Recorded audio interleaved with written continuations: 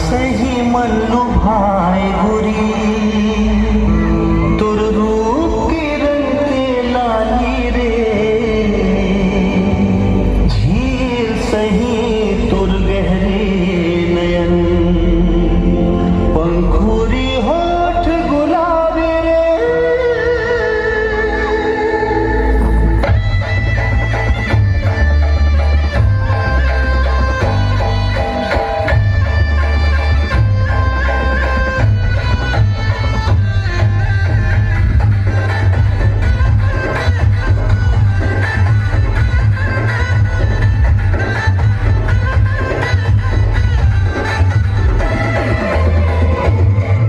गुलमोहर सही मन लुभाए गुरी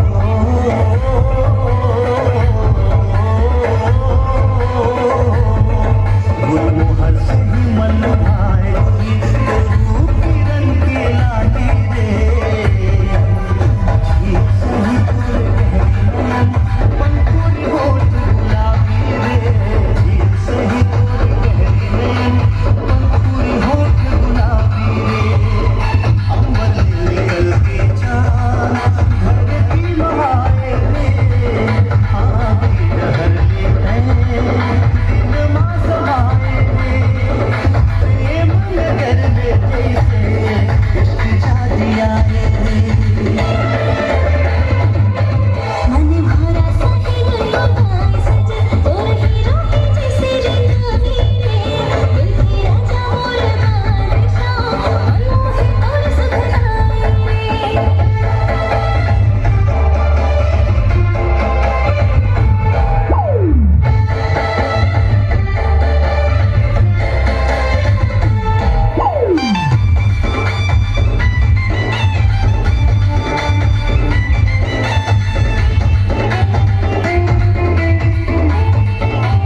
ए पीरवती